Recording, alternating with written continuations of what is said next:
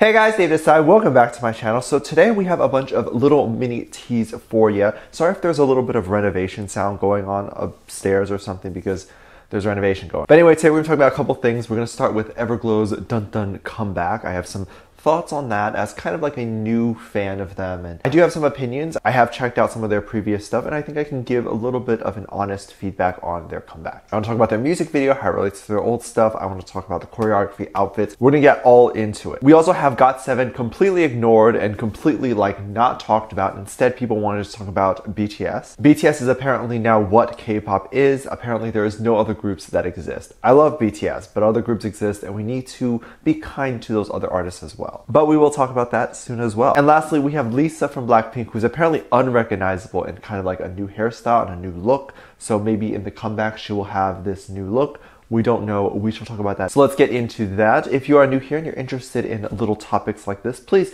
make sure you hit the subscribe button and that notification bell so you'll be notified anytime a new video drops so you can catch up on your K-pop. If you are a hater and you'd like to be the first to leave your hate comment, please make sure you hit the subscribe button and that notification bell also so you can be the first to leave your hate comment. Now, let's jump into it. Let's start with Everglow. They had a new song come out not too long ago called Dun Dun. That's exactly how you have to say it. You can't say it anything different. It seemingly did very well on the charts, and it got a lot of views for the short amount of time that it was out. So good job, fandom, on that. I don't know the name of the fandom. Is it like Glowies, Glow Babies, Glowers? What do they call? I was very happy to see the comeback, but very regretful that I didn't do a reaction video because I think that would have been a very fun video to post. I was aware of their existence, but I didn't follow them too heavily, so I wasn't quite aware of when this happened. But I will be keeping up to date now that I know that they have their comeback. So give this video a thumbs up if you want to see more reaction videos on Everglow. So my thoughts on the Dun Dun music video is going to be kind of what I see, what I've noticed, outfits, choreography, that sort of thing, and how it's different from what I've noticed previously before this comeback. The song has a very empowering feel to it. It's very much like female powered, which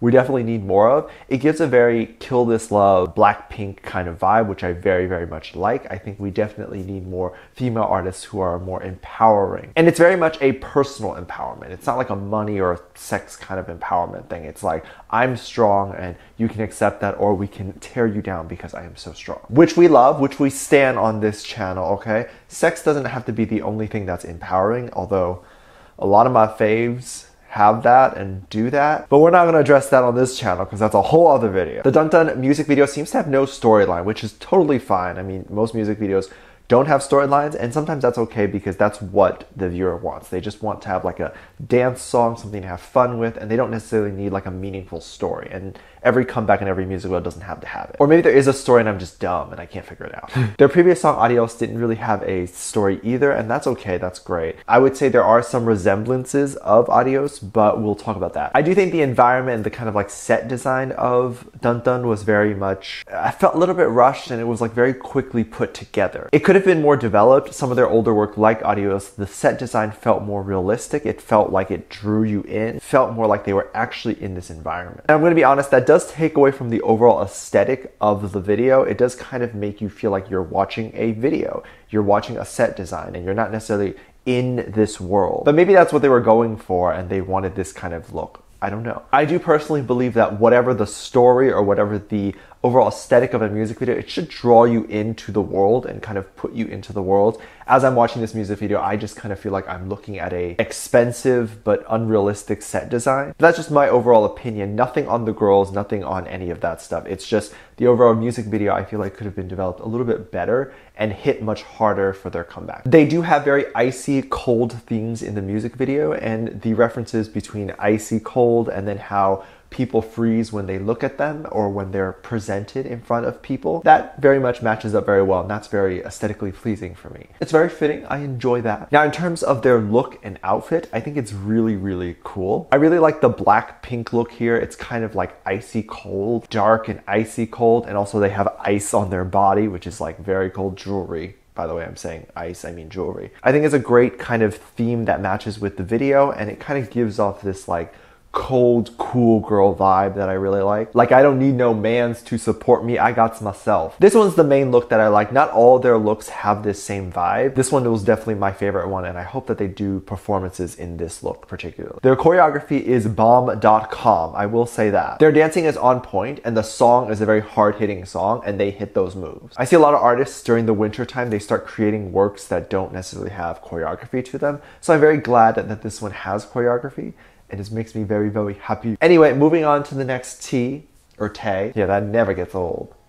Well, so do you guys know who Jack Dorsey is? If you didn't, he is the CEO of Twitter. And also, if you didn't know, Twitter has the biggest like K-pop stan accounts compared to any other social media platform. Also, the platform that I've been canceled 15 times already today. Mr. Jack has been very much vocal on how he is an endorser and a supporter of GOT7. I 100% wouldn't be surprised if he owned one of these stan Twitter accounts that supported GOT7. He literally will talk about GOT7 at any point or any interview given the opportunity to talk about K-pop. That's dope. He goes to the concerts, he buys the merch, he is a big supporter of GOT7. Okay, bam, bam. Thank you guys. I can't imagine being a CEO and having time to go to concerts and doing things like that, but the fact that he is making time specifically for this means that he really cares about GOT7, he really wants to support them. So, coming back, we have him on a podcast. Jack was on a podcast recently where he was obviously there to talk about Twitter. It was brought up the massive community that was there on Twitter, and of course he brought up that K-pop was the biggest presence on Twitter and there was a large community there. He started talking about Stan Twitter, he started talking about everything that involved K-pop and Twitter. The hosts of the podcast took it upon themselves to bring up BTS because they were reminded of K-pop,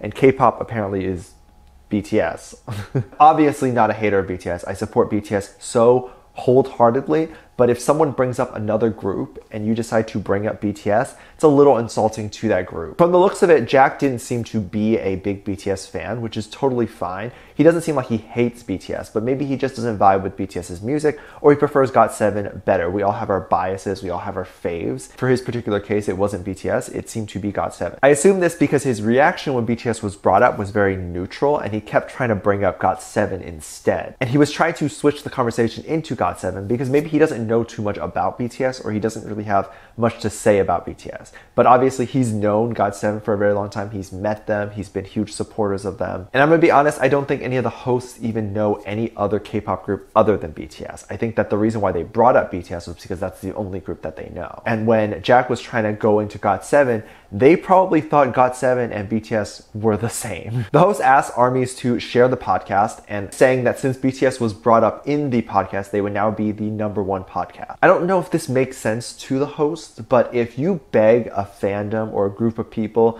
to support you just from bringing up their name and completely not even really talking about BTS and just not saying anything, that obviously isn't going to sit well with the fandom because you're very obviously then using them for views and in return not really supporting the boys at all. If I just happen to be an ARMY and I just happen to be a fan of the podcast, if I saw that particular episode of the podcast and I saw that reaction, I would have then not be fans of the podcast anymore. It just says so much more about your morals and your ethics when you think that you can just bring up and use BTS for views in that way. Just rubs in the wrong way. BTS has been used quite a bit in TV and media and radio for views and return get no support. So you're asking ARMYs to support the podcast, but you didn't even say anything about BTS. But definitely good job on Jack for keeping his cool, because if I had brought up GOT7 and someone wanted to change this topic to BTS, I would have then been quite upset because it's so disrespectful to GOT7.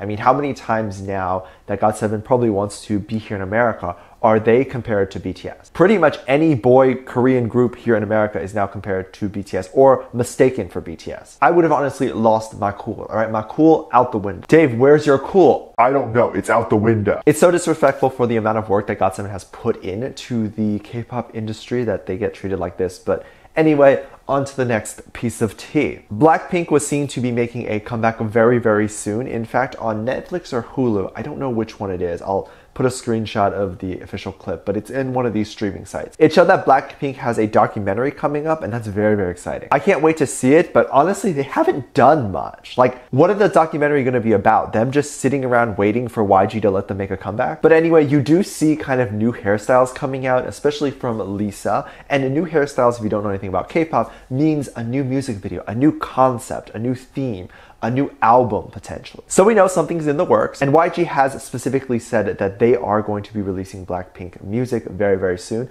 So we know that that to be true then. But it was seen recently that Lisa exposed her forehead. This means her bangs finally grew out and she was able to part her hair and see her forehead. She's finally allowed to have a forehead. The forehead makes the K-pop debut, guys. Be proud. Saying she looks different is a bit of an understatement. Still gorgeous, just completely different looking. You guys know that meme where Clark Kent then takes off his glasses, gels his hair back, and suddenly he's Superman and no one can recognize him? Yeah, I get it now. It's just so amazing that a hairstyle can change other people's faces so much, because it doesn't matter how I change my hair. A potato changing his hair is still going to be a potato with just different hairstyle.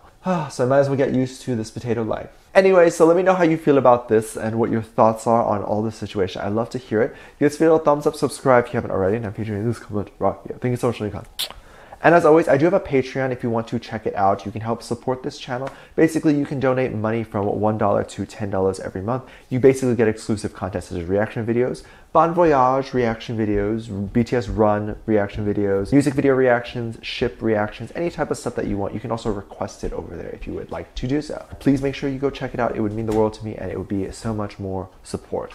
With that said, there's also 2 videos at the end of this video that would be recommended to you. So please make sure you check those out and I'll see you over there. Bye.